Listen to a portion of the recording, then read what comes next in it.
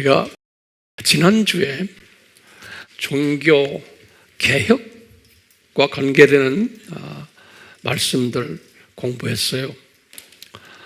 오늘도 계속해서 이와 관련되는 말씀을 공부할 터인데, 우리 지난주에는 그 종교 개혁 이후에 교회적으로 또는 신학적으로 어떤 변화들을 가져왔는가, 이 부분을 우리가 공부했어요.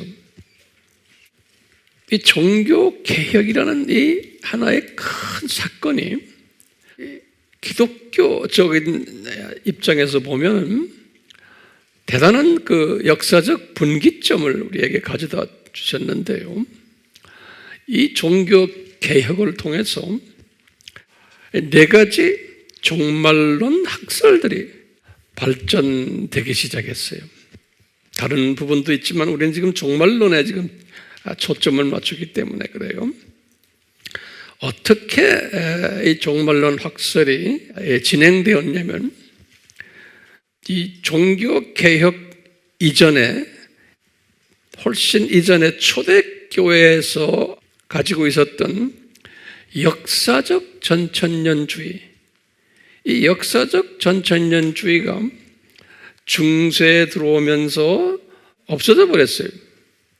이것이 종교 개혁이 일어나면서 다시 업그레이드 돼가지고 복고 다시 나타나는 이러한 사건이 이 종교 개혁을 통해서 일어나게 됐어요.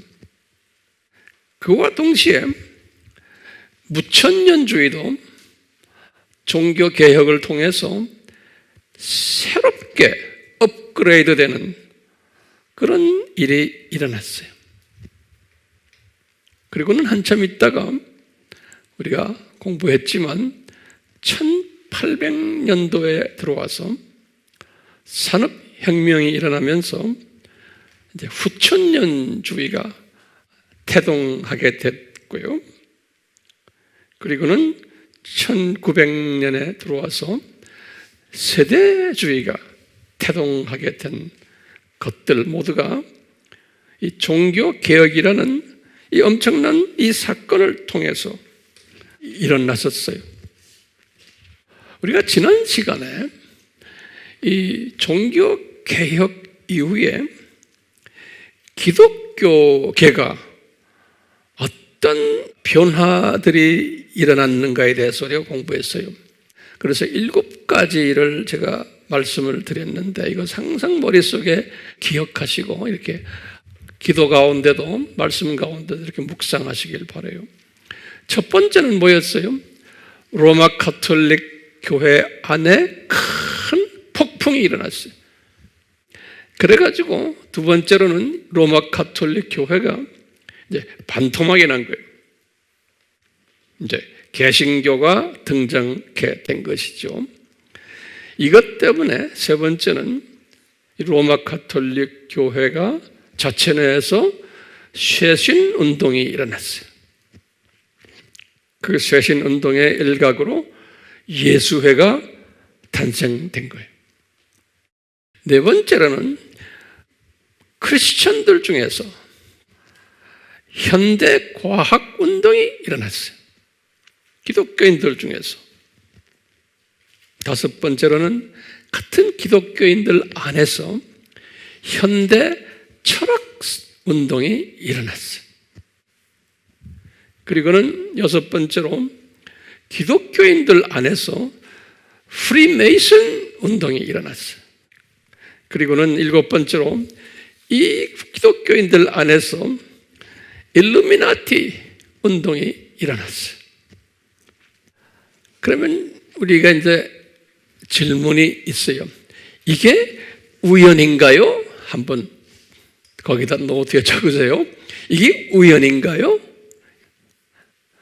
그러면 누가 잘못해서 이런 일들이 일어났나요? 라고 이제 우리가 질문을 던질 때, 그러면 우리는 뭐라고 대답해야 돼? 아니다. 하나님의 계획된 뜻이 있는데, 그 뜻이 요한계시록 6장에서 1절, 2절에 나오는 흰말 탄 자가 나타나야 되고, 또 13장에 있는 두 짐승이 나타나야 되기 때문에 이런 일들을 역사 속에서 지금 전개를 시켜왔던 거예요. 그런데 이것들을 보면은 우리가 볼 때, 우리의 상식으로 볼 때 이것은 이 순기능이 아니고 역기능이에요. 기독교의 역기능적으로 나타난 거예요. 다른 말로 표현하면 가짜 그리스도를 나타내고 가짜 그리스도에게 힘을 주는 이런 식으로 나타난 거예요. 그게 이제 지난 시간에 우리 말했지만 이 세상은 역기능적으로 창조 목적을 가르치기 위한, 이 세상은 창조 목적 학교다라는 이 사상들을 우리가 잊지 말아야 돼요. 이 역기능적 창조 목적 학교를 운영하는 데 있어서 필요한 종말론이 뭐였냐면 후천년주의인 거예요. 그러니까 이 후천년주의는 우리가 닮지 말아야 되는 종말론이지만 이것이 반드시 있어야 되는 종말론인 거예요. 후천년주의가요. 자, 후천년주의가 여기 보시면 언제 일어났냐면 1800년도에 일어났죠. 그래가지고 이것이 1800년도에 후천년주의가 일어났을 때 많은 무천년주의 크리스천들이 이쪽으로 옮겨갔어요. 로마 가톨릭에서 있었던 무천년주의자들과 개신교회, 우리가 교단들 쭉 봤죠. 개신교회 대부분의 교단 속에서 무천년주의를 섬겨왔던 분들이 이 후천년주의로 넘어갔어요. 그리고는 일부 역사적 전천년주의자들도 일부 저쪽으로 넘어갔어요. 그러니까 이 후천년주의는 하루아침에 큰 세력이 된 거예요. 로마 가톨릭에 있는 팀들이 이쪽으로 넘어갔고, 그 다음에 개신교 안에 있는 많은 무천년주의 분들이 넘어갔고, 심지어는 일부의 역사적 전천년자들도 이리 다 넘어가가지고 이 후천년주의가 큰 덩어리가 된 거예요. 이 후천년주의가 어느 사상이에요? 프리메이슨 사상이고 일루미나티 사상이에요. 이 세상을 신세계 질서로 만들려고 하는 거예요. 이 세상을 낙원화시키는, 다시 말하면 산고신학을 부정하느니, 우리 공부했지만 다른 종말론은 역사적 전천년주의, 무천년주의, 그 다음에 이제 앞으로 공부할 세대주의, 이것은 다 뭘 믿어요? 산고신학을 믿는 거예요. 잊지 마세요. 산고신학을 믿는다는 말은 뭐예요? 이 세상은 점점 나빠지고 예수님이 오시기 직전에는 아주 나빠진다 라고 믿는 신학을 산고신학이라고 그래요. 기억나시죠? 근데 이 지금 후천년주의는 거꾸로예요. 산고신학을 부인하는, 이 세상은 점점 더 인간의 노력에 의해서 더 살기 좋은 세상이 된다라고 믿는 그 가르침이 이 후천년주의 가르침이에요. 이 후천년주의가 이제 이렇게 등장하면서 그 세력이 커지면서 복음주의 계통을, 소위 지금 이 복음주의라는 건 지금 이 세 나머지 종말론 사상가들이에요. 이 사람들을 강타했어요. 그래서 교회가 엄청 어려워지기 시작했어요. 이때부터. 그러다가 이제 그 중간에 이제 세대주의도 나오지만 그건 언제 가면 내가 말씀드리겠. 세대주의는 한 1900년대 나타났거든요. 세대주의가. 그러면서 기독교계가 우리 이러면 안 되겠다. 복음주의 계통 사람들이라고 하는 사람들이 한 군데 모였어요. 처음으로 모인 거예요. 역사 속에서, 기독교 역사 속에서 20세기에 들어와서 그것이 에덴버러 선교대회예요. 에든버러 컨퍼런스, 스코틀랜드 에든버러에서 주로 이제 영국계 사람들과 미국계 사람들, 카나다 사람들, 영어 쓰는 사람들, 유럽에도 좀 있었고, 이 사람들이 모여가지고 우리 깨어나자.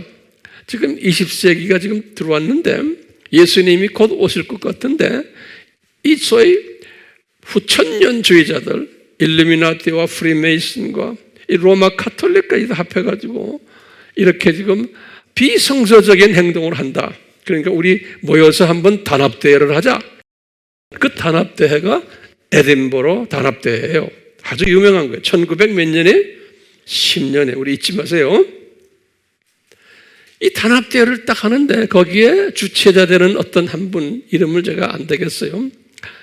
이제 웹에 들어가서 보세요. 이제 주최자들과 거기에 감투를 쓴 지도자들이 보니까 대부분의 사람들이 어떤 사상을 가지고 있냐면 후천년주의적인 사상을 가지고 있는 사람들이 많은 거예요. 그 안에. 그래서 이 소수가 보니까 이 산고신학을 믿는 보수적, 복음적 사람들을 이렇게 보니까 거기에 수천 명이 모였는데 많지가 않아요. 그리고 대부분의 무대에 나와서 말하고 지금 이 선교대회의 파워그룹들이 벌써 색깔이 변한 사람들이야. 그래서 이때 복음주의자들이 정신을 차리는 거예요. 이렇게 변해버렸어, 세상이? 교회가, 세계교회가 이렇게 변해버렸나? 그래서 놀래가지고요, 이분들이 이때부터 정신을 차리는 거예요. 정신을 차리다가 여기 1910년대 여기 보면 14년에 뭐가 있었어요? 14년에서 17년까지 세계 1차 전쟁이 있었던 거예요. 전쟁도 우린 알다시피 일루미나티 그룹들이 일으킨 거예요. 이 후천년주의 배경을 가진 분들이 전쟁을 일으켰죠. 또 1917년은 또 뭐가 있었어요? 러시아 혁명이 있은 거예요. 이 엄청난 사회적인 변화를 이 후천년주의자들이 뒤에서 하는 거예요. 그러면서 이 소위 복음주의자들이 계속해서 코너로 몰리기 시작하는 거예요. 그러다가 2차 전쟁이 또 이래요. 2차 전쟁. 2차 전쟁이 언제부터예요? 37년에서 45년까지. 1900. 2차 전쟁이 딱 일어났어요. 그래서 이제 세계가 소용돌이가 된 이런 상황 속에서 기독교계가 이제 새롭게 지금 정신을 차리기 시작하는 거예요. 이런 가운데 기독교계는 이미 이 진보자들로 가득 차게 돼 있는 거예요.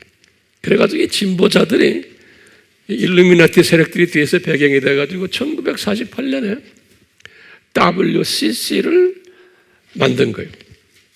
WCC를.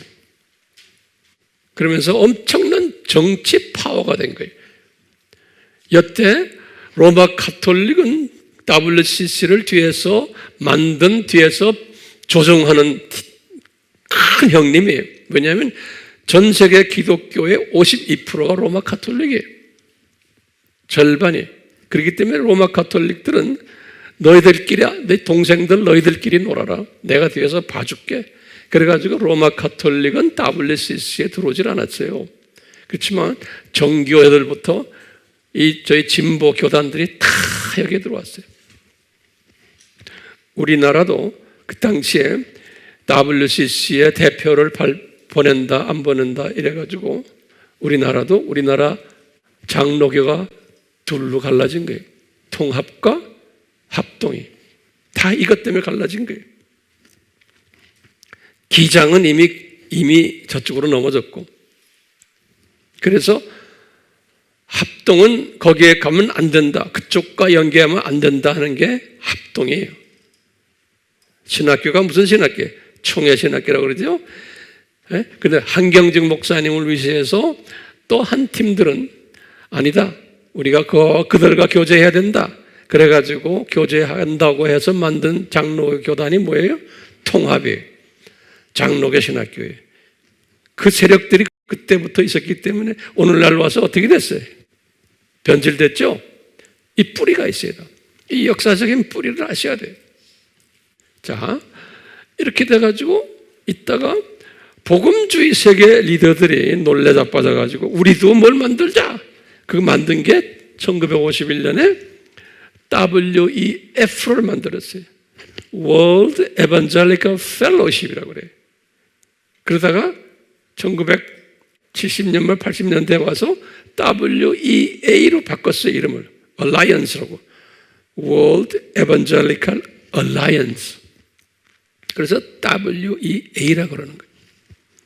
이런 과정 속에서 바티칸이 바티칸 2를 열었죠. 우리 다 알잖아요.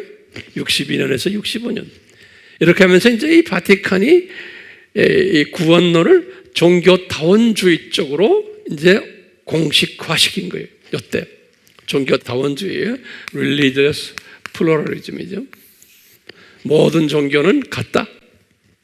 그러면서 이 바티칸의 이 바티칸 2 때문에 이 진보 쪽의 모든 교단들이 이 사상을 이제 공식적으로 안게 된 거예요.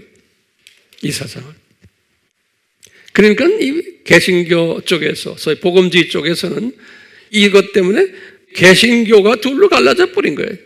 같은 교단인데 그 안에도 이런 교인 있고 이런 목회자 있고 또 저런 목회자 저런 신학 이 갈라진 게 다 복잡하게 되니까 안 되겠다. 그래서 이 복음주의 쪽에 한 대표를 뽑아야 되는데 그 대표가 빌리 그레함이 된 거예요. 빌리 그레함 이쪽에서. 근데 누가 바티칸의 교황 같은 어떤 인물이 하나 있어야 되잖아요. 그 인물을 누구를 했어요? 빌리 그레함을 했어요. 그래가지고 빌리 그레함이 중심이 돼가지고 우리도 한번 모여서 주님의 재림을 기다리는 복음주의로 우리 만들자. 왜냐하면 이분들 생각은 약 한 2000년 정도 되면 예수님이 오실 걸로 생각했어요. 그 당시에. 그래서 1974년에 스위스의 로잔에서 로잔 대회라고 그래요. 로잔 컨퍼런스. 로잔에서 이거 한 거예요. 해가지고 복음주의 사람들이 다 모여서 수천 명이 모여서 세계 지도자들 각 나라에서 다 왔어요. 그래가지고 이제 이 복음주의의 그 하나의 단합대회를 하고 우리 복음주의의 신앙 노선을 재점검하고 그리고는 다원주의의 아니라는 것을 다시 재천명하고 복음주의가 우리도 그룹으로 만들어가지고 파워 그룹을 만들어서 이것을 이쪽 팀들하고 싸워서 우리가 이겨야 된다는 그러한 단합대회가 있은 거예요. 이때. 그래서 로잔 대회가 그렇게 중요한 거예요. 복음주의 사람들에게는. 그래가지고 로잔 대회를 끝나고는 몇 년 후에 또 로잔 2, 로잔 3, 작은 로잔들이 크게 하는 게 아니고 지역별로, 나라별로 이 로잔 대회들을 했어요. 이렇게 하다가 보니까 로잔이 좀 약한 거예요. 왜냐하면 이 복음주의 사람들이 좀 약해요. 하나가 되지 못하고 조그마한 다른 걸 가지고 서로 다투고 또 국가별로 서로 다투고 이 복음주의 사람들은 왠지 주님이 그렇게 만들어 놓으신 것 같아요. 어떻게 다투느냐? 너는 세대주의다. 너는 역사적 전천년이다. 너는 이거 가지고도 서로 싸움질하는 거예요. 같은 예수님 안에서. 또 국가별로. 특히 이 영어권 사람들, 영국 계통, 미국 계통, 카나다 이쪽 백인들은 또 목에다가 힘주는 걸 뭐라고 그래요? 우리말로? 기부스하고. 그러니까 3세계의 사람들. 예컨대 그 당시만 해도 이제는 그런 영어권의 복음주의들이 점점 죽어가고 있고 영어권 사람들이 대부분이 다 저쪽으로 넘어가 버린 거예요. 그러니까 교회들이 막 그냥 쓰러지는 거예요. 그럴 때 교회들이 막 복음주의로 성령 중심주의로 일어난 것이 아시아와 아프리카예요. 그러니까 아시아와 아프리카의 리더들이 백인 여러분들 니네들 지금 나라들 교계들 다 죽어가는데 우리가 살아나는데 이제 우리가 세계 지도자 돼야 되겠다 이렇게 나온 거예요. 네. 그래가지고는 우리 아시아 그룹들도 뭐냐, Asians for Asia 그런 거예요. 우리 아시안들이 아시아를 책임지, 니네들 백인들 이제는 너희들이 힘이 없다. 그래서 그 안에 또 이 서로의 그 권력 다툼들이 있었어요. 네. 저는 어쩌다가 이쪽 그룹 속에 이 안에 제가 인볼브를 하기 시작했어요. 그 당시에. 네. 그래서 제가 카나다의 복음주의 협회라고 했는데 거기에 제가 좀 중요한 위치를 제가 가지고 있었어요. 그래서 이 복음주의 세계 대회, 세계의 이 모든 흐름 속에서 제가 왔다 갔다 했어요. 동양인으로는 찾기 힘들 정도였어요. 그때 제가 그랬어요. 주님이 나를 그렇게 경험을 시켰어요. 이렇게 하다가 이제 복음주의 사람들이, 세계 사람들이 이제 이렇게 자주 만나게 되고 하면서 우리가 이제 예수님이 2000년 가까이 오실 터인데 아직도 세계 복음화를 하려면은 선교사들을 많이 내보내야 되고 선교 마인드를 더 가져야 되고 마지막 추수할 일이 아직도 많은데 한번 모이자 그래가지고 1989년에 마닐라에서 한번 모였어요. 마닐라 쪽은 다 영어권이기 때문에 세계의 지도자들 가득 모였어요. 그래서 마닐라 89이라고 그래요. 마닐라에서 이렇게 모였는데 마닐라에서 모여가지고 그쪽 사람들이 뭐라고 그러냐면 전 세계 사람들이 다 모였죠. 아시아에 지금 한국이 지금 교회가 뜨고 있으니까 한국에서 한번 하자. 그래가지고 한국에서 하자 그래서 1995년 이걸 GCOW라고 그래요. Global Consultation for World Evangelization 그래요. Global Consultation for World Evangelization 세계 복음화를 위한 전 세계 교계의 지도자들의 모임 이런 소리예요. 그런데 주님께서 저를요 이 GCOW95에 준비위원장은 김중건 목사님이 하시고 내가 김중건 목사님과 함께 두 번째로 책임 있는 사람이 되죠. 실행 총무가 됐어요, 제가.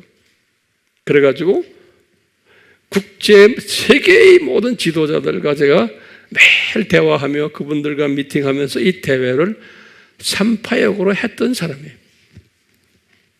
국제적 인물이었어요, 제가.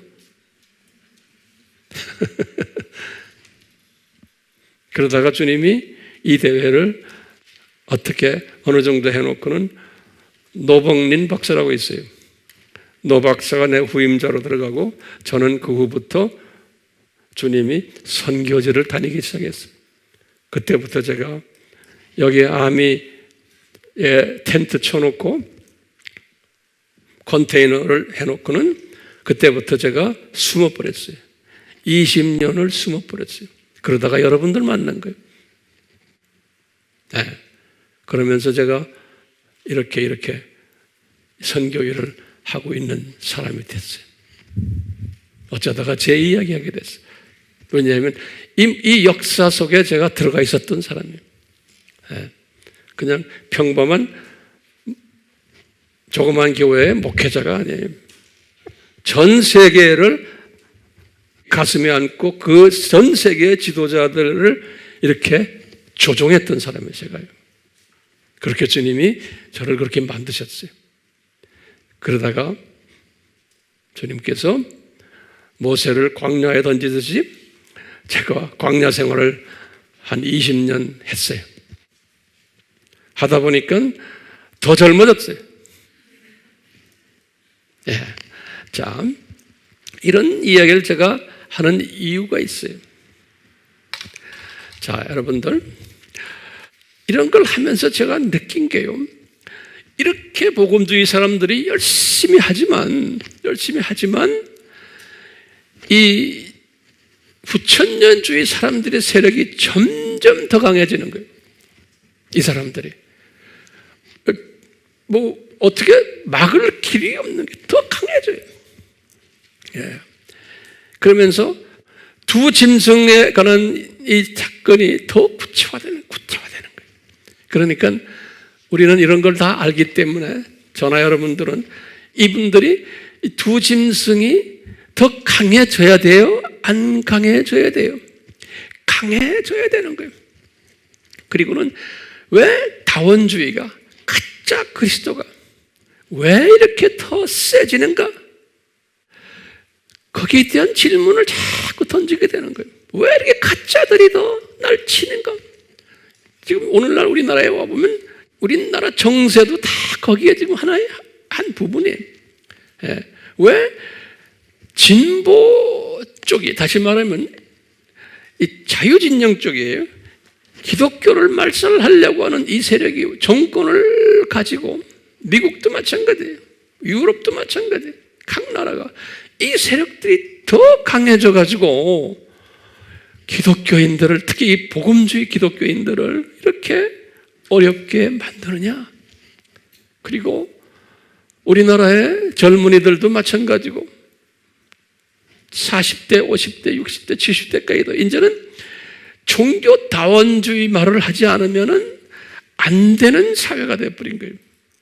다시 말하면 가짜 그리스도의, 가짜 그리스도가 교회 안에서 판을 치고, 이 가짜 그리스도가 신학교 안에서 판을 치고, 이 가짜 그리스도가 이제는 이 세계대회 안에서 판을 치는데, 놀라운 것은요, 제가 여자의 후손 책에서 WCC 이야기를 자세히 썼죠. WEA 이야기를 제가 자세히 썼죠. WEA, 제가 그 책을 쓸 때만 해도 WEA는 그래도 거기에 지금 높은 분들 다 내가 직접 간접으로 나하고 교제하는 사람들이에요. WEA 안에 복음주의에 이분들이 색깔이 변하는 사람들이 나타나기 시작하는 거예요. 그 놀라운 일이에요. 근데 그 안에 신학분과위원회라고 있어요. 제가 거기에서도 내가 가서 몇 번 참석하고 거기서도 그랬어요. 선교분과위원회도 있어요, 그 안에. 근데 신학분과위원회 영향 있는 그 안에서 좀 왔다 갔다 하는 분들이 되게 독일 계통 사람들이. 이분들이 어떻게 지금 변질됐냐면, WEA가 바티칸하고도 대화하자, 그 다음에 WCC하고도 대화하자, 그분들 다 주님께서 대화하기를 원하고 크리스찬들을 하나로 연합시키는 일도 우리도 하자, 이런 세력이 그 WEA 안에 있는 거예요. 그러니까 우리나라에서 WCC 대회를 부산에서 했잖아요. 이럴 때 WEA의 사람들이 몸으로는 와서 참석을 안 했지만 축하 메시지 보내고 그랬어요. 그래서 제가 그 후에 이제 러시아의 모스크바에 가서, 모스크바의 장로교, 또 침례교, 그 다음에 모스크바의 복음주의 협회예요. 거기에 회장들, 이런 사람들 한 7, 8명 모아놓고 제가 3일 동안 그분들에게 집중적으로 세미나를 했어요. 그런 기회가 있었어요, 제가. 그러니까 러시아의 최고 기독교 지도자들을 모시고 세미나를 했어요. 세미나를 하는 과정 속에서 어떤 말이 나왔냐면, 여보시오, 얼마 전에 이 부산에 WCC 대회가 있었잖아. 그때 이 WEA 팀들이 축하 메시지도 보내고 그랬다는데, 당신들 알아? 그래서 특히 내가 거기 러시아의 WEA 책임자한테 너 아니 그거? 자기는 모른대. 그래서 분명해. 그 사람들이 그렇게 했다는 걸 내가 증명해 줄게 하니까 이분도 깜짝 놀라는 거예요. 어떻게 WEA가 WCC와 이렇게 하느냐? 그래가지고는 이 사람이 쉬는 시간에 WEA의 제일 높은 책임자한테 이걸 했어. 이걸 딱 하고는 뭐냐면, 토마스 황, 내가 토마스 황이거든. 토마스 황이 지금 여기 와서 지금 우리를 가르치는데, 토마스 황에 의하면 니네들이 이렇게 했다는데 맞냐? 그러니까 뭐라고 대답이 왔냐면, 거기에 보냈긴 보냈지만 우리는 가지는 않았다, 그렇게 써놨어요. 근데 이것이 점점 또 심해져 가지고 이제는 복음주의 WEA의 주류 멤버들이 이제는 저쪽과 WCC와 바티칸과 이제는 아주 가깝게 지내요.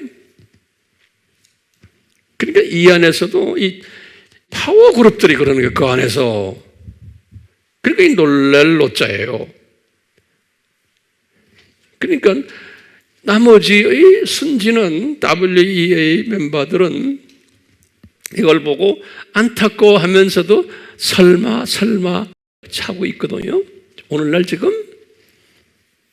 근데 우리나라도 뭐 통합 측이나 감리교나 기장이나 다 WCC 아니에요? WEA에 들어있는 교단, 들어있지는 않지만 거기에 관계되는 교단이 우리나라의 합동 측이에요. 합동 측이 우리나라에서는 제일 큰 교단이에요. 작년인가요? 합동 측 목사님들이 헌의안을 냈어요. 헌의안. 뭐냐면 이번 총회 때, 이번 얼마 전에 총회 했거든요.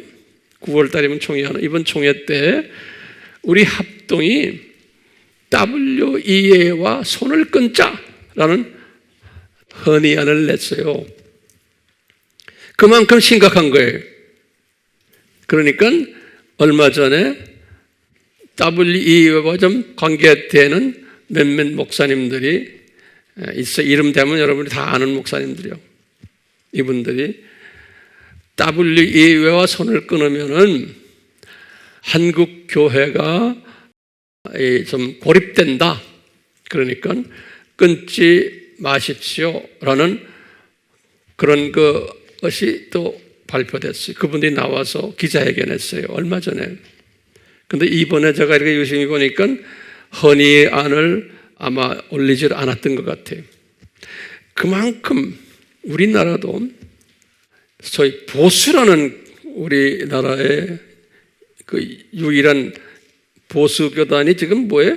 합동측 교단이죠. 그 안에도 내가 볼 때는 한 절반이에요, 지금.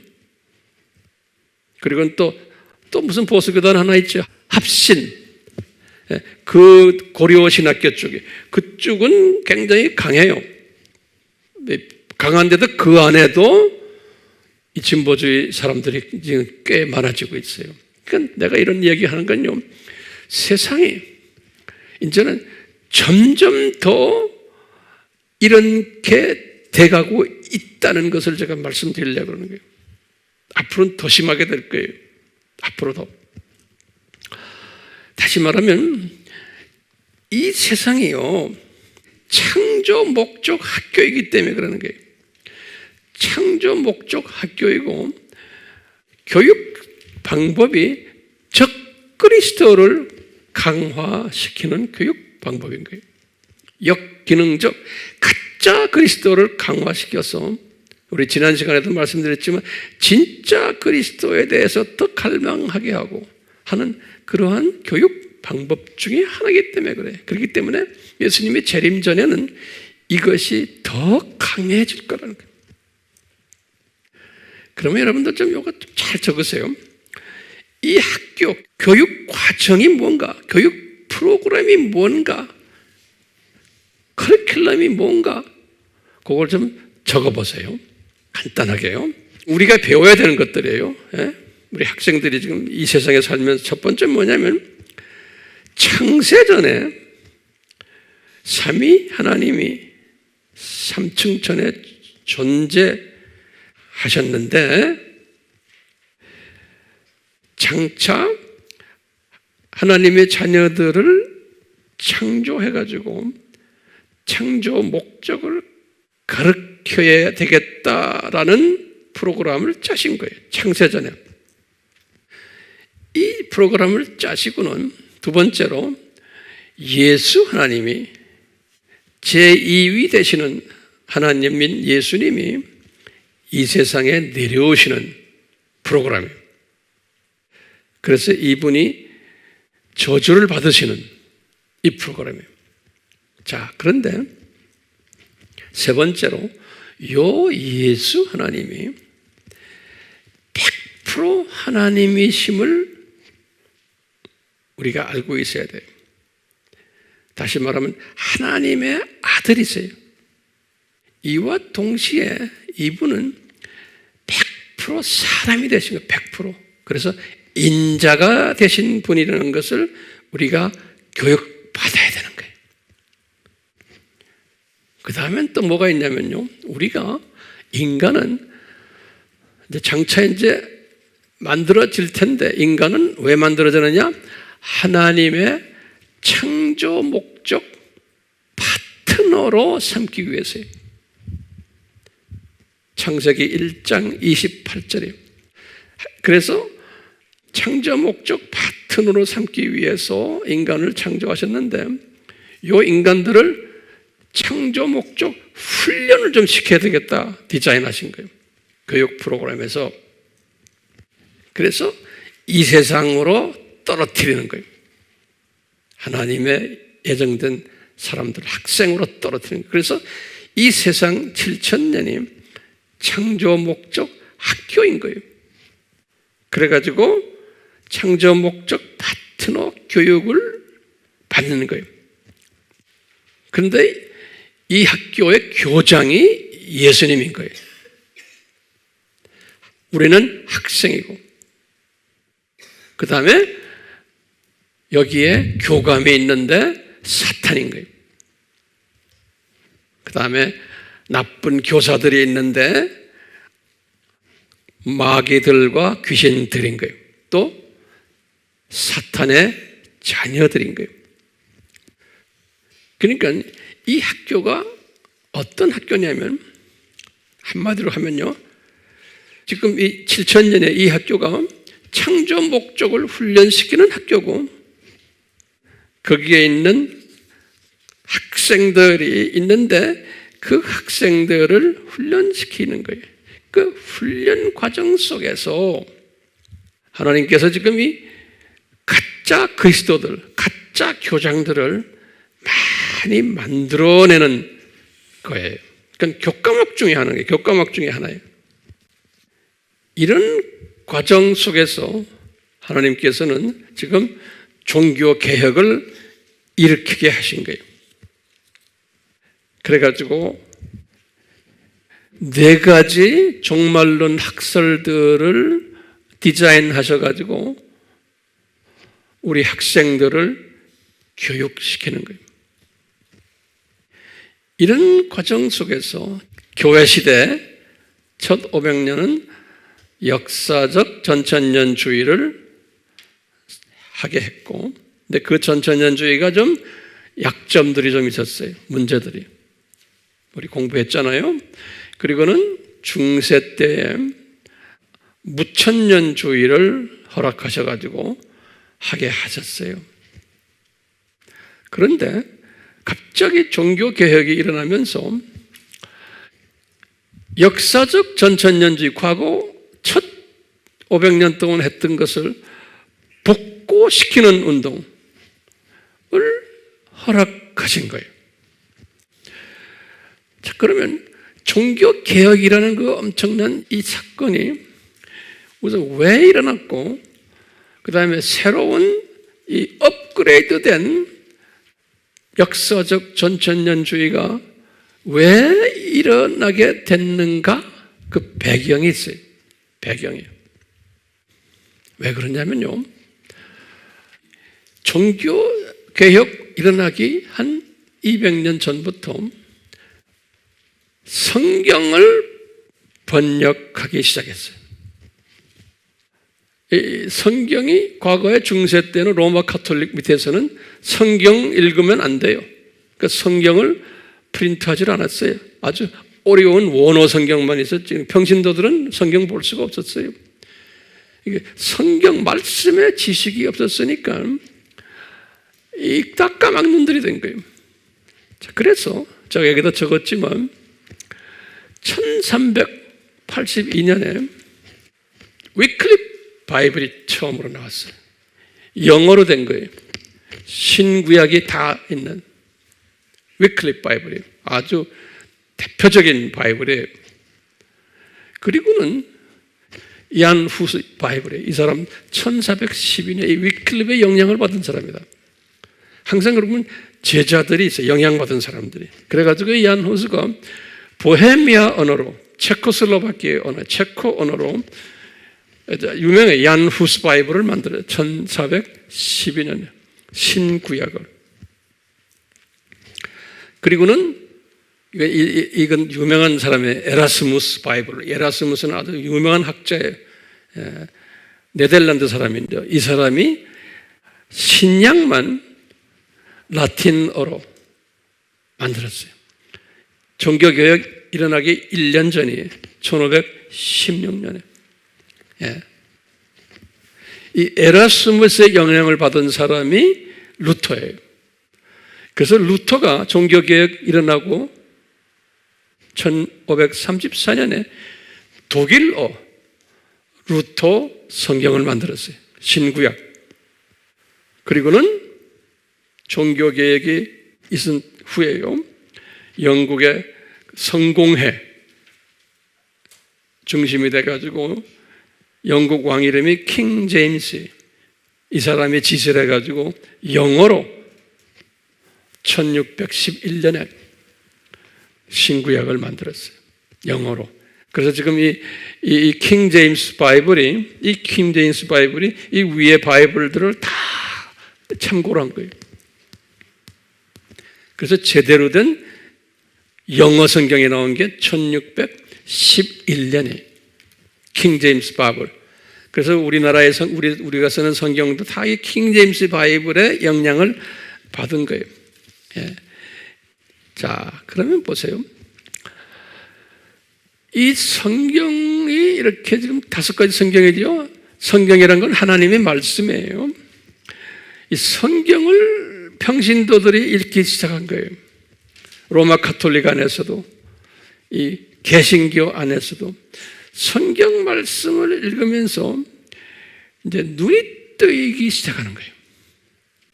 근데 어떤 부분에서 눈이 뜨이기 시작하냐면, 이건 모든 기독교인들이 아니라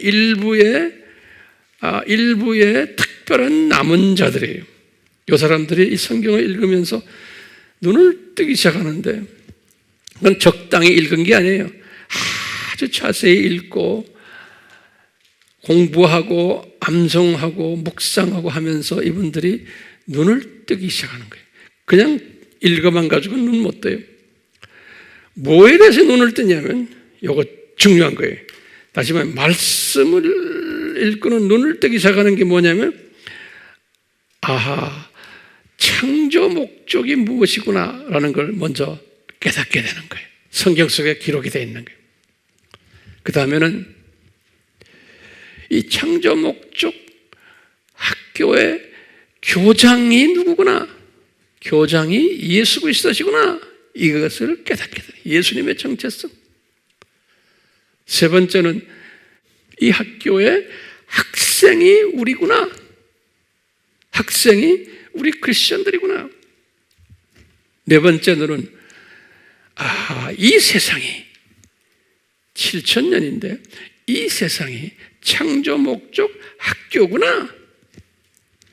그건 이 세상 안에 성령님도 계시고 악령도 있구나. 이것을 이분들이 깨닫게 된 거예요. 이 네 가지예요. 네 가지. 이 네 가지가 뭐예요? 창조 목적과 교장 선생님의 정체성과 학생의 정체성과 이 세상의 정체성이, 이것을 말씀 속에서 깨달은 거예요. 깨닫다 보니까 전부가 아니라 소수의 깨닫는 하나님의 남은 자들이, 지혜자들이 이 로마 가톨릭의 문제점들을 보게 되는 거예요. 영이 눈이 떠지니까 로마 가톨릭의 부패상이 보이기 시작하는 거예요. 교황의 권력이 부패되어 있구나.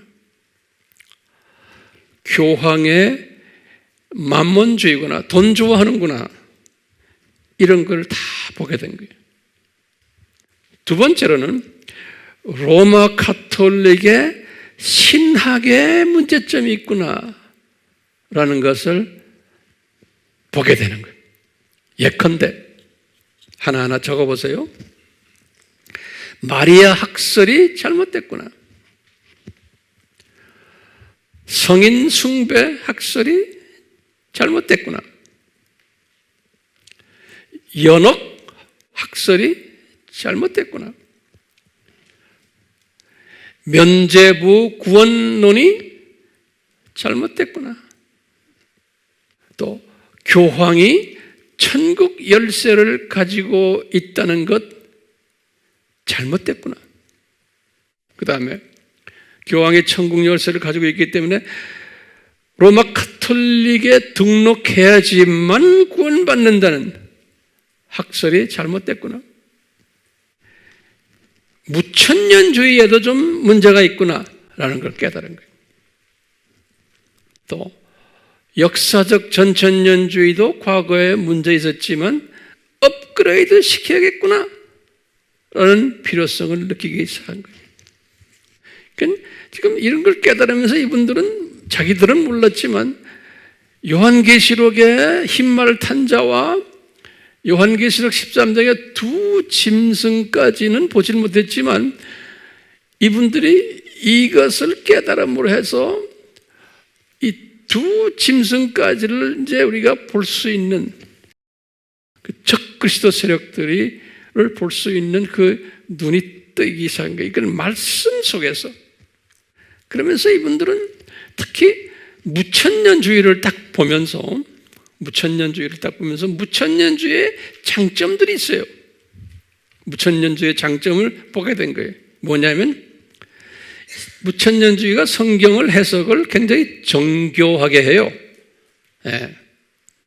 그 다음에 무천년주의는 아주 체계적이고 조직적으로 해석을 해요. 그 다음에 무천년주의는 산고신학을 믿고 있어요. 거기다가 무천년주의는 복음적이에요. 이런 부분에서는 무천년주의가 장점이 있어요. 그런데 이분들이 이 무천년주의가 신학적으로 단점도 있다는 것을 이분들이 발견한 거예요. 예컨대 무천년주의는 성령론이 약해요. 그렇기 때문에 나중에 이 성령론을 강하게 하는 그룹들이 세대적인 그룹들이 나온 거예요. 나중에 다 그게 필요하죠. 그 다음에 무천년주의는 실천 신학이 약해요. 이 목회에서 직접 교인들에게 이 세상을 어떻게 살아야 되는 그 적용하는 이 부분이 약해요. 그 다음에 뭐가 나쁘냐면요, 이 무천년주는 너무나 사변적이에요. 사변적, 관념적, 사변적이에요. 또 약점이 교황의 부패상과 그 문제점들, 이것을 동조하거나 무관심해요. 이 무천년주의는 비평 안 해요. 그렇기 때문에 로마 가톨릭의 신학을 또한 무관심하거나 거기에 동조하거나 해요. 비평하지를 못하는 게 이 무천년주의의 약점 중 하나예요. 그래서 종교개혁 전후를 해서 이분들이 이 바이블을 읽으면서 말씀 속에서 이거 개혁해야겠구나, 그 의지가 나오기 시작한 거예요. 종교개혁이 하나님의 말씀, 성경 말씀 때문에 종교개혁이 일어나게 된 거예요. 거기에도 다가 안에 소수의 깨달은 사람들이, 항상 보면 그 남은 자들이 있어요. 용감한 사람들이요. 이것이 어떤 의미가 있냐면 하나님의 경륜이 됐기 때문에, 하나님의 때가 찼기 때문에. 경륜은 에베소서 1장 10절이에요. 하나님의 때는 전도서 3장 1절이에요. 이 때가 차니까 이런 사람들이 나타나게 시작한 거예요. 항상 하나님의 계획하신 경륜 안에서 때가 있어요. 우리의 삶 속에서도 다 마찬가지예요. 자, 이분들이 이렇게 때가 되어서 말씀을 깨달은 거예요. 아까 네 가지 기억나시죠? 뭐예요? 성경 속에 숨겨진 네 가지.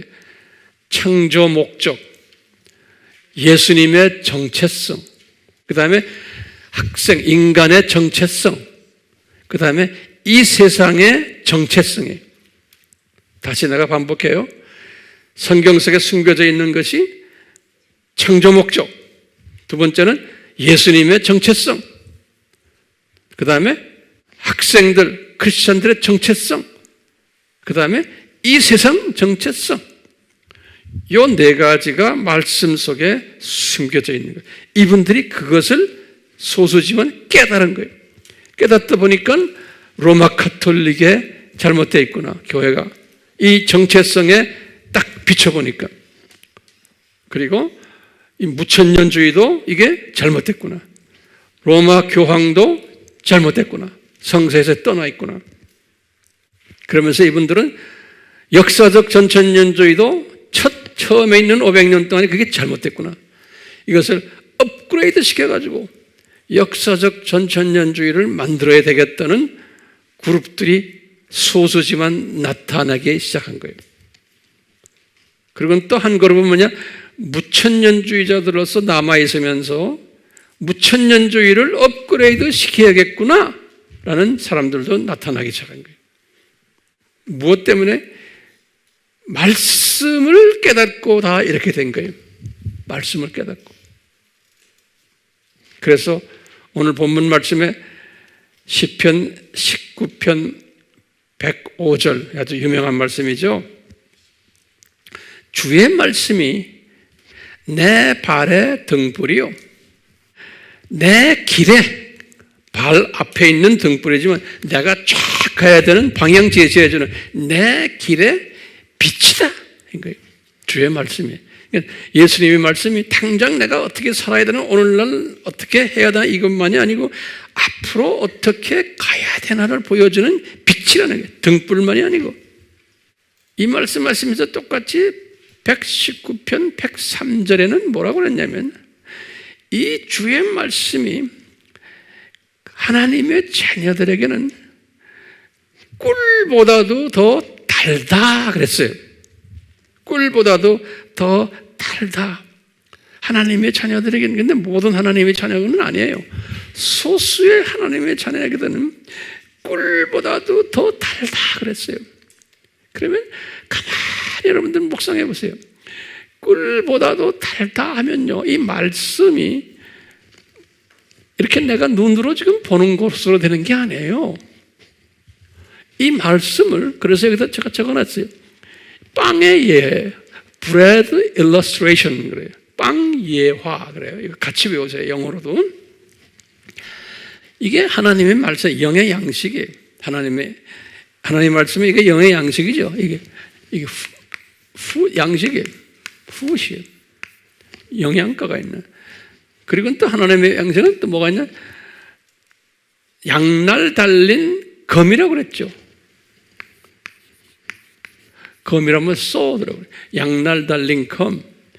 여기 지금 성경 어디에 이런 말이 나와요? 양날 달린 게 히브리 4:13에 또 에베소서 6장 17절에 보면 양날 달린 검이라고 그랬어요. 그러니까 우리가 이 세상에 살면서 우리 항상 보죠. 우리 혼 제일 밑에가 뭐예요? 내 영이라고 우리 배웠죠? My spirit. 그 다음에 그 영 바로 위에가 heart예요. heart. 그러니까 heart와 마음과 그 다음에 마음 깊은 곳에 my spirit이 있어요. 이 heart와 내 spirit이 세상의 모든 잡다한 음식들을 먹으면은 하나님의 자녀지만 내 속에 그런 음식들로 꽉 차 있는 거예요. 내 속에. 그러니까 내 속에 내가 하나님의 자녀지만 세계관이, 세상을 보는 눈이 성서적 눈이 아닌 거예요. 가치관도 성서적 가치관이 아닌 거예요. 그래서 우리가 성서적 시각을, 성서적 세계관을 가지려면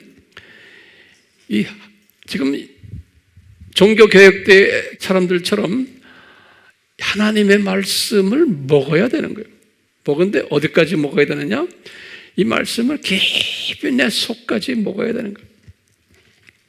그걸 말씀을 묵상한다 그러잖아요. 묵상한다. 예?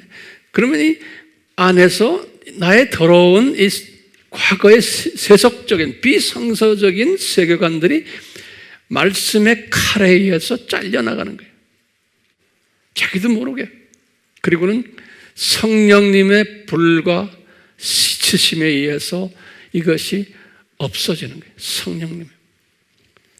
그러니까 하나님의 말씀을 내가 이렇게 묵상한다는 것은 거기에는 거기에는 기계적인 묵상이 아니고 성령님이 역사하심으로, 그래서 성령 세례, 성령 충만 그러는 거예요.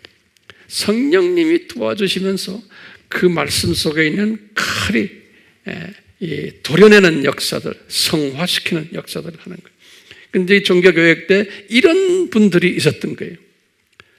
그러니까 이분들이 이 성경을 읽으면서 이 성경 속에서 네 가지 아까 그것을 이분들이 딱 보고는 이미 헤쳐나가니 과거에 자기네가 가지고 있던 이 세계관이 없어져 버리니까 새로운 세계관으로 들어오고 성서적 세계관이 들어오니까 이분들이 눈을 뜨기 시작하는 거예요.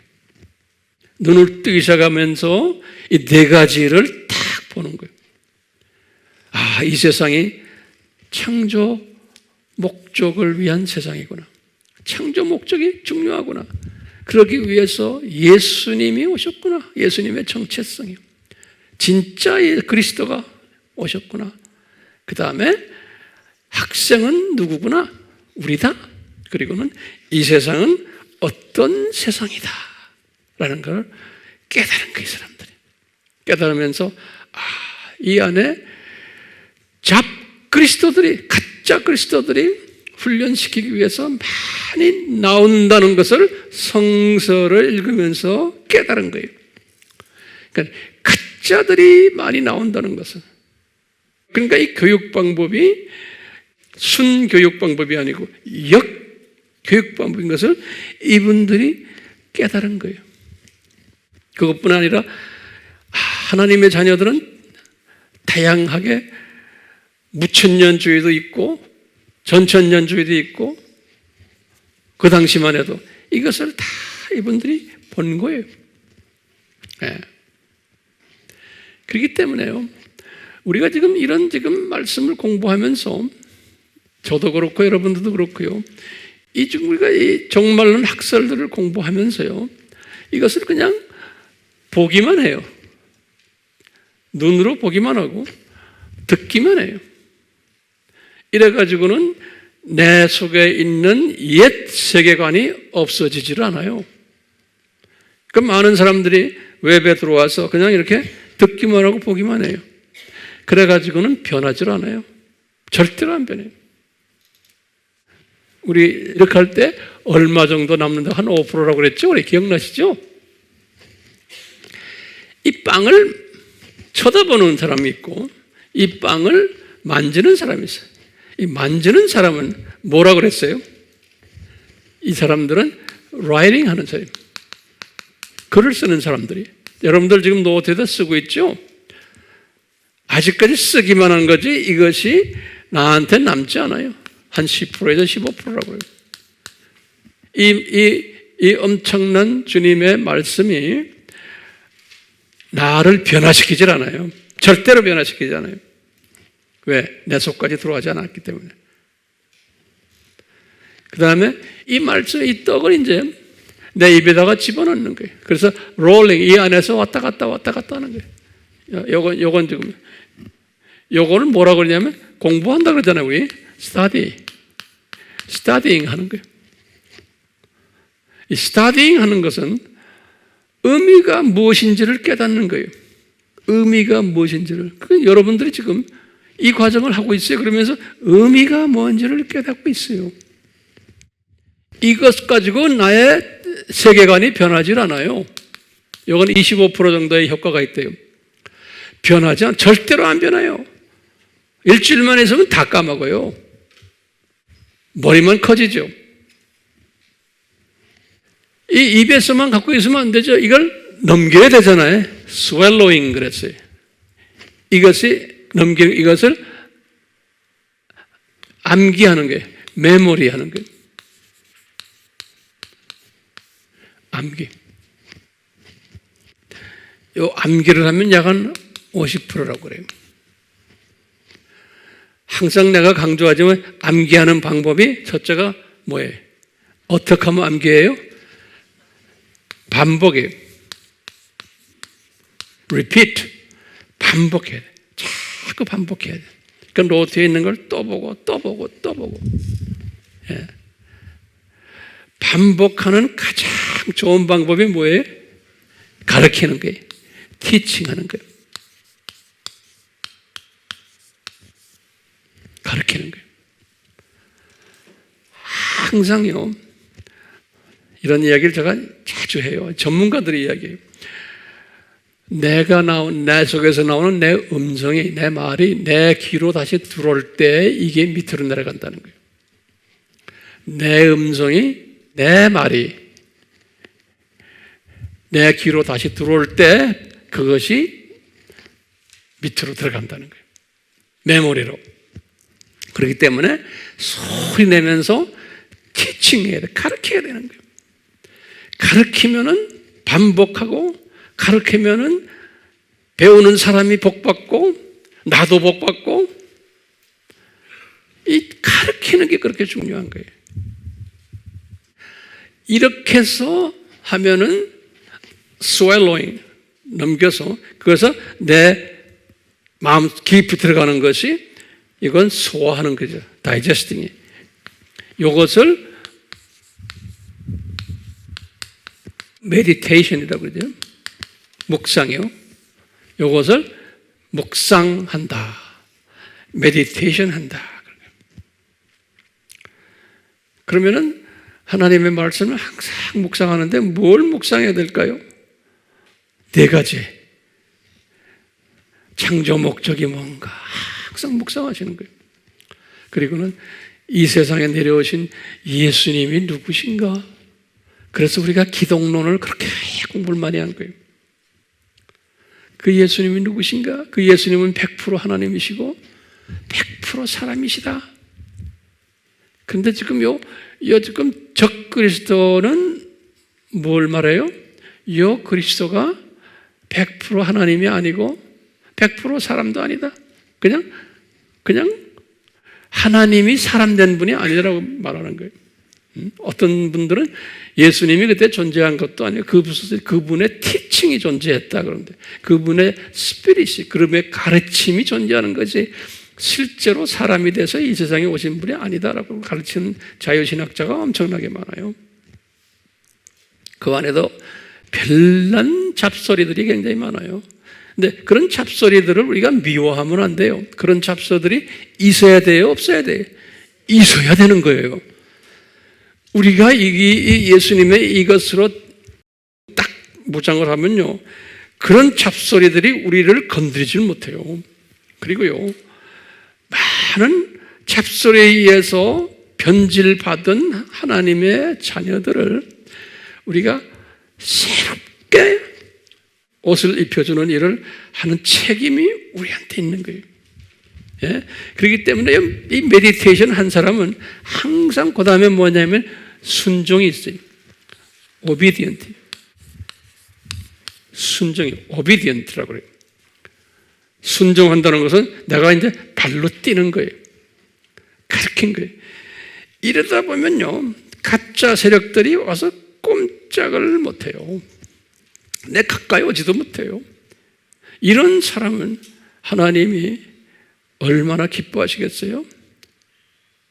그러니까 우리 주변에 지금 우리의 티칭을 기다리는 분들이 상당히 많아요. 우리가 그래서 웹에 올려놓잖아요.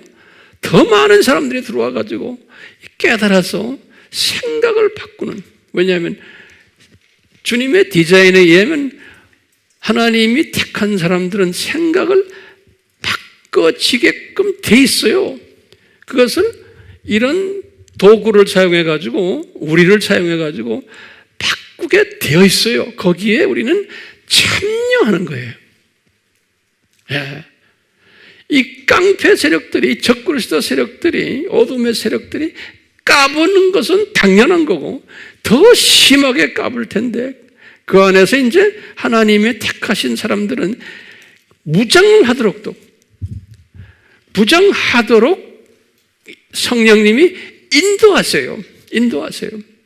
그 인도하시는데 우리가 사용받기를 원하는 거예요. 또 사용하세요. 가르치는 분들 다 그래요. 안 가르치는 사람들은요, 나중에 주님 앞에 가서 미안하다고 하셔야 돼요. 그리고 안 가르치는 사람은요, 저쪽 동네 올라가면 별로 높은 사람이 안 돼요.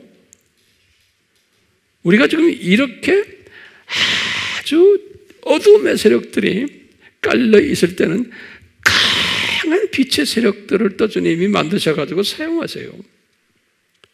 그러려면 중요한 게 뭐예요? 하나님의 말씀으로 무장해야 돼요. 근데 하나님의 말씀에 초점이 있어요. 종교개혁자들처럼 초점이 뭐냐? 창조 목적의 중요성이, 그걸 성서 속에서 우리가 찾아내야 돼요. 두 번째는 이걸 가르치기 위해서 이 세상에 내려오신 예수님의 정체성이, 여기에 이 정체성을 깨달으라고 가짜 예수님을 잔뜩 풀어놓은 거예요. 그렇지만 거기에 우리는 속임당하지 않게끔 되어 있어요. 그 다음에는 우리 인간, 하나님의 자녀들은 누구냐? 또 하나님의 자녀가 아닌 다른 사람들은 누구냐? 누구라고 성경 말씀에 가르쳐주고 있는 거예요. 네 번째는, 그러면 이 세상은 뭐냐? 이것은 창조 목적 학교다.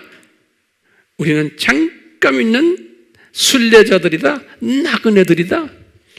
이 세상은 곧 사라진다. 그리고 새 하늘과 새 땅으로 다시 간다. 그런데 오늘날 제가 마지막 결론적으로 한마디 해요. 오늘날 교회가 이 유교병, 누룩이 잔뜩 있는 그러한 말씀으로 범람하고 있어요. 오늘날. 그건 마지막 때의 징조 중에 하나예요. 이 유교병을 먹으면은 하나님의 자녀들이 시각이 어두워지고, 시각이 삐뚤어지고, 눈에 병이 나고 그러는 거예요. 성인병 걸리고. 근데 이 유교병들은 그 안에 조미료가 들어있어요. 하나님의 말씀인데 그 안에 설탕이 잔뜩 들어있어요. 또 맛있게 기름에 튀겨요. 또 맛있게 비빔밥을 만들었어요. 그러니까 하나님의 자녀들이 이런 맛있는 조미료로 만든 이런 것을 상당히 좋아해요. 대중화되어 있어요. 이런 것들은 예수 안 믿는 사람들도 좋아해요. 오늘날 이 유튜브를 통해서, 컴퓨터를 통해서, 또는 책을 통해서 이런 유교병 말씀들이 범람하고 있는 시대에 살고 있어요. 그것을 분별할 수 있는 우리가 되어야 돼요. 무교병이 들어있는 말은 맛이 없어요. 그렇지만 그것을 밑에까지 쫙 내리면은, 머릿속 깊이 묵상하면은 그 무교병 말씀이 꿀같이, 꿀보다도 더 단 말씀이 되는 거 우리가 경험해야 되는 거예요. 예. 그렇기 때문에 우리는 이런 훈련이 필요한 이런 시대에 우리가 지금 살고 있기 때문에 우리는 최대한으로 이 유교병보다 무교병의 말씀을 전해야 되는 사람이 되어야 되고, 또 그런 사람들이 여러분들 지금 되고 있어요. 또 저의 책임이 뭐예요? 저는 최대한으로 성령님의 도움을 받아가지고 성령님이 주시는 지혜와 지식과 명철로 여러분들에게 설탕이 안 들어간, 조미료가 안 들어간, 잡것이 안 들어간 하나님의 말씀을 잘 먹여야 되는 책임이 저에게 있어요. 여러분들은 이미 그 무교병의 맛을 알았기 때문에 황 목사님이 조금만이라도 설탕 집어넣고 조미료 집어넣으면 여러분들이 금방 알아요. 아이고 목사님, 우리 목사님 왜 저러지? 갑자기 여러분들은 무슨 맛이 변해, 혀가 변해버렸어. 그런데 유교병으로 혀가 길들인 사람들에게 그것을 포기시키고 맛없는 담백한 음식 먹이기는 쉽지가 않아요. 그렇지만 우리는 이 일을 해야 되는 거예요. 아멘? 합시다. 아멘? 말씀이 중요하다는 거 잊지 마세요. 근데 말씀이 그 네 가지 잊지 마세요. 첫째가 뭐예요? 말씀 속에 뭐가 들어있어요? 창조 목적이 들어있는 거. 그 다음에 이 창조 목적을 교육시키기 위해서 교자가 내려오신 예수님이 거기에 숨겨져 있는 거예요. 그 다음에 훈련받기 위해서 학생이 그 속에 숨겨져 있는 거예요. 말씀 속에. 그 다음에 이 세상은 어떤 세상이고 이 세상은 언젠가서는 이제 끝난다라는 것을 가르쳐주는 그 내용이 말씀 속에 숨겨져 있는 거예요. 아멘? 이거 잊지 마세요. 이것을 깨달으면 이제는 된 거예요. 조미료를 뿌려서 이런 것을 모르기 때문에 교회 나오면 여러분들 기도하면 복 많이 받아요. 이 세상에서 병 안 들고 오래 살아요. 이 세상에서 자녀들 잘 돼요. 성공해요. 기타 등등 다 초점이 어디가 있어요? 성경 말씀을 뽑아가지고 초점을 다 이 세상에다 맞추는 거예요. 이 네 가지를 이야기하는 게 아니고, 그러니까 교인들이 거기에 물들어 버렸어요. 그 맛에 혀가 그렇게 돼버렸어요. 그러니까 그런 말을 해줘야지만, 그런 음식을 먹여야지만 사람들이 떼거지로 모이고, 그런 음식을 해줘야지만 사람들이 접속도 많고 다 좋아하는 거예요. 그래도 하나님의 자녀니까 다 주님 나라에 가겠지만 우리는 그렇게 하면 안 되겠죠? 아멘? 기도하겠어요. 예수님, 오늘 종교 개혁을 하는 과정 속에서 하나님의 사랑하는 자들이 이미 성경을 이렇게 5가지를 준비시켜 주시고 이 성경 속에 깔려있는 키 메시지들을 발견케 하시고 그걸 가지고서 이제 종교 개혁을 일으키고 그걸 가지고 주님의 일을 할 수 있도록 주님이 많은 분들에게 기름을 부으셨습니다. 오늘날도 마찬가지로 주님 오시기 전에 우리도 다시 종교 개혁을 하는 지혜자들 되도록 은혜 베풀어 주시옵소서. 예수님의 이름으로 기도드리옵나이다. 아멘. 지금 이 시간은 예수 그리스도의 무한하신 은혜와 하나님 아버지의 극진하신 사랑하심과 성령님의 도와주심이 우리가 항상 함께 해주시기를 예수님의 이름으로 축원하옵나이다. 아멘.